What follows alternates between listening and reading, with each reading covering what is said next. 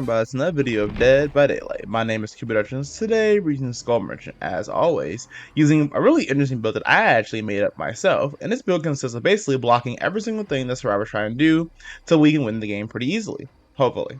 First part we're using today is Hex Blood Favor. Very simple. After we enter Survivor by basically any means, any upright pallets that are 13 meters away from that Ender Survivor's location are automatically blocked for 15 seconds.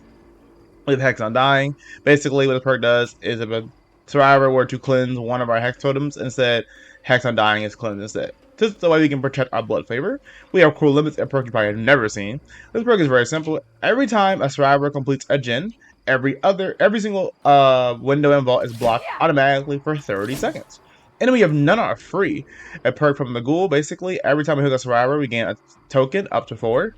And basically, once it gets a power, every single upright pallet, a vault, and window is blocked for 16 times how many tokens we have seconds. We have targeting process to make survivors hindered 2% longer, well 2% more, and we have randomized strobes to make survivors hindered an additional second, making it easier for us to catch them. So the reason why we're doing this build is because of the fact that I actually had a really dumb idea just to use this build and see if it would work or not. And I only had one video to show y'all because the build did work. But it was really interesting gameplay, so I wanted to show y'all it. If you enjoyed the video, make sure you like, comment, and subscribe. And also, make sure you join the Discord server. Link will be in the description. I read every single comment. I also love reading y'all's comments. And thank y'all for all the support y'all have shown me. But let's get straight to the game so I can show you how great this build is. Okay, playing on the Underground Complex. We actually got a pretty good build, or pretty good map for this build, actually. So like I said before, I only have one game to show y'all today. Sadly, this is kind of a short video, but the main reason why it's a short video is because actually, I've had this video planned for like a week now, and I was been trying to edit it, but y'all have given me some new builds that I wanted to try out. So I like prioritizing y'all's build videos more than my own random builds I make. So I'll probably come back to the future and use this build again maybe. But for now I want to use y'all's builds because y'all builds are more fun. So I missed my hit because I'm bad at the game. But it's fine because of the fact that I can catch this girl later. If I merely hit that hit, this game would have been a little bit differently. But luckily she still kind of made a little mistake, so as a result I was able to catch her. Now you notice we have 2 Twitch streamers inside of this game. Now there are 2 reasons why, like I said before, I made this video. And it's kind of a short video. The first reason is like I said before, it's the I want to prioritize y'all's builds. So the next 2 videos, by the way, will be me using builds y'all have made. Second reason why is because of these Twitch streamers. Now, normally, I don't know if you're new to my channel, you probably don't know this, but when I was still like making videos like a year ago, basically, I would ask people, could I use their perspective in my videos, because it was nice to being able to see the perspective of the killer and the perspective of the survivor. Also, notice how we blocked using blood favor and also using what's it called, claustrophobia or cruel limits. We literally just blocked all these things, and this girl had like nowhere to go. We're gonna slash her back, and keep in mind her friend has her Dwight has a flashlight, so I'm like no, and she missed the flashlight, so it's pretty good. We're gonna hook her over here, and they already did 1 gen, so not really concerning, but if they do too many gens, we could have a problem. But anyway, like I was saying, normally I ask Twitch streamers can I use their point of view. To be honest, I don't even know if I have to ask them. I just ask them because I'm a nice person. I think asking is more fun. Also, I don't know why I'm missing my hits today. I'm really bad. But I normally always ask because asking is more fun than just being like, I'm gonna use this. Or I could just like blur out their name and face and then put them in the video. But either way, I'm gonna catch the guy off guard by dropping down. He shouldn't be able to make anything, hopefully, but unless there's a god pallet over here. Oh yeah, there is the pallet right here. Not a god pallet though. So he's gonna not drop it anytime soon because of the fact that he's like, I'm gonna just keep running. He's gonna drop it now. Oh, he didn't drop it? Wow. Okay. Drop the pallet. Drop the pallet. There we go. Now there's nowhere for him to go. But anyway, after I finished this game, I was gonna ask the streamers how to use their point of view. But I ended up not using it for one reason only. If y'all know, I've always talked about how the reason why people complain about Skull Merchant so much is because they never understand how her power works, and they just think she's broken. And I'm over here like, no. And then they're like, they haven't put in a Skull Merchant in a long time. I said GG in their chat and everything. But it's confusing to me how like there's so simple, like small little rules that this don't understand. Like it's like if you don't understand how a killer works, you normally just you play against the killer, look up look up videos or play as the killer and you'll understand. For some strange reason, it's like these people, why am I missing all these hits today? Ignore this bad gameplay. Why are all these people just like complaining about Skull Merchant, right? But they're not understanding how the power works. Cause like basically they said Skull Merchant gets free unattendable by standing in her drone area. I was like, no. No, she doesn't. Like in my head I was like, what? No, you place down the drone and then you become unattendable. Also notice that we're not what's it called, camping or tunneling. Literally, I want to get 4 stacks of No Way Out first, and then none are free, and then we have 4 stacks of none are free. I can basically go after whoever I want because everyone's on their first hook. But I was like, what do you mean she gets free unattendable just because of the fact that she's standing in her area? That's not how that works. And it made me realize that sometimes people just don't understand how like killer powers work. And they were like, yeah, and then she scans you so quickly. And I noticed that they never tried to disable my drones very often, and they never even crouched. Like I think they just did not know how to play against Skull Merchant. And I was just like, this is the people. Like, these people, not to be rude, I'm not being rude or anything, but I'm saying like these people are the people that like are the ones that complain about Skull Merchant and then get their way. And I'm like, oh no, could not be me. And it's not even like me. I hate this game. And it's not me like complaining or anything. It's just literally like a little observation I figured out. I'm like, wow, it's the people who really don't understand how the power works that complain.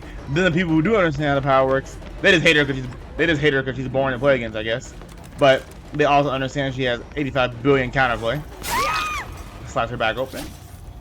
But yes, that was the main reason why. A second reason why I made this video. I just wanted to tell y'all like, sometimes survivors don't understand how the killer works. The reason why I mentioned it, a lot of people in my comments, people in my comments. And I thank y'all for every single comment y'all give me. A lot of people in my comments have been asking me, is it worth buying Skull Merchant? Is it worth doing ABCDFD? And I tell them like no. And I almost wanted to make a video dedicated to explaining why you should or shouldn't buy Skull Merchant.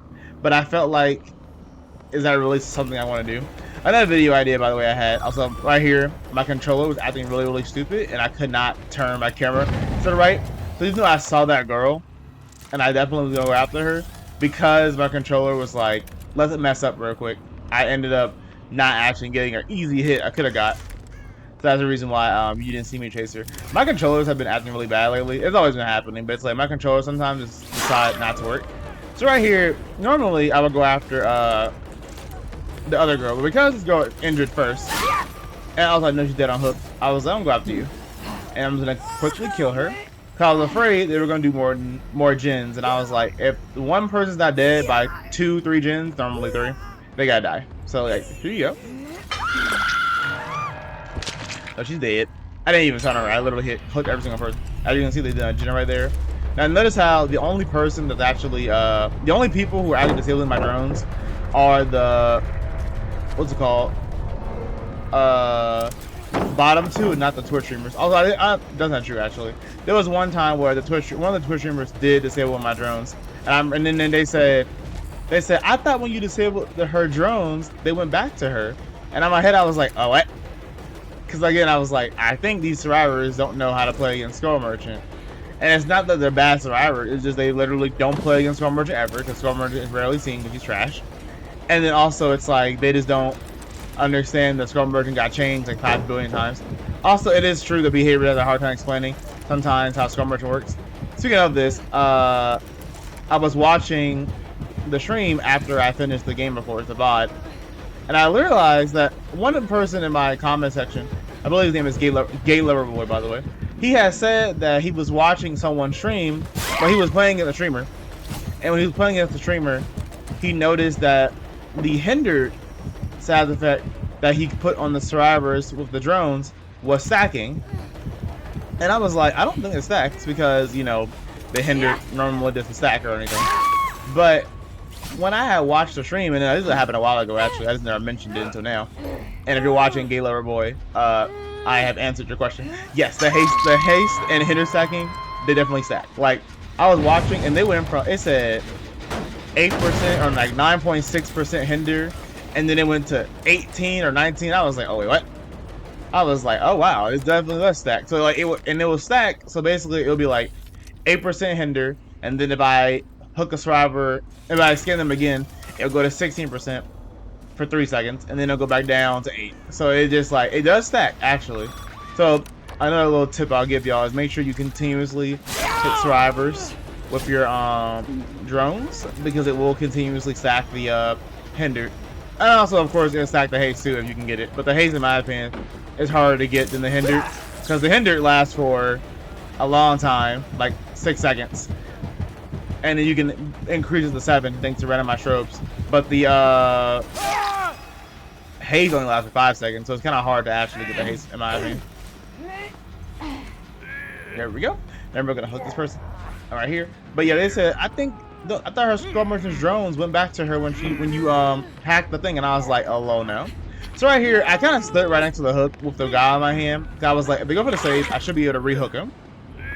And I don't, because he's like, I'm gonna use my body to protect. I was like, you're right. And I kind of made a mistake, honestly, but I was just like, there's no way they'll go for the save while I'm right at the hook, right? They did. So I should have honestly just left them on the ground and probably camped the hook. But I chose not to do it because I normally don't like camping anyway. This girl's gonna drop every single pallet. She's like, I will succeed, I will live. I'm like, no, you won't. Because you're gonna get claw trapped. I felt her right behind me, and then I realized he was right behind me, and I'm like, wow, I bet.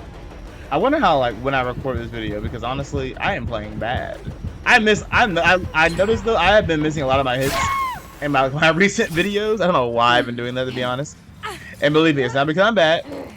It's just because I'm bad. Like, I don't know. It's weird. But missing hits doesn't really matter to me. It's more like missing hits and then the chase lasts for an additional minute because I missed 1 hit. That's a problem. But other than that, I'm perfectly good, and I'm like the best Skull Merchant ever. Nah, I'm just kidding. Speaking of that, a lot of people in my comments, okay, what are you doing? Why are you here? Okay. A lot of people in my comments have been saying they really like the fact that I play Skull Merchant, and like I use different builds and different things like that. And one person in particular said that basically they look up Skull Merchant gameplay, and all the gameplay they see is either from a year ago, when she like got changed. I was this guy, I found her. She can go for the save though, because she's like, I must save him. But I'm gonna use my drone to slow her down, so I might be able to go get her before she gets saved. But nope, she got the save. Now I was gonna go after her, but I was like, nope, I don't need to. I'll just hook you. And the reason why I did that was because I'm almost certain that this Dwight is not gonna go for the save. But I did already put a drone at the exit gate, so she can't actually open it. And we have none are free. So because of this reason, every single upright pallet and window vault is blocked. So she can't even go anywhere to save herself, really. So all she really can do is try and go for the exit gate, or try and go for the unhook, which will risk her and the other person. So instead what ends up happening is, if they went up the stairs like I thought they did, and then I was unattactable and I caught them off guard, and that's how they died. It's actually really funny. And they left the game. But yes, that was the video. If you enjoyed the video, make sure you like, comment, and subscribe. Sorry for the short video, but I really just wanted to showcase this build that I had a lot of fun with, and I'll probably use it again in the future. And I also really wanted to get y'all an opinion and let y'all understand that sometimes survivors, I'm not saying these survivors are the type of people that complain, but I will say the survivors like these, where they don't understand how the killer's power works, but still want to call her strong, like she's not completely garbage, are the same ones who basically get them nerfed. So it's like, it's just kind of weird to me how you're gonna complain about, like, you don't understand how her power works, but you also think she's strong when she really isn't. It's really interesting to me. But anyway, make sure you also join the Discord server, link in the description, and make sure you stay tuned for the next videos where I'll be using y'all's builds, and also, well, I'll be using my own Spectre builds too. Also, of course, they had a brand new part, because why not? It's just hyper-focused, brand new parts. Lol, I hate this game. Anyway, see y'all in the next video. Have a nice day.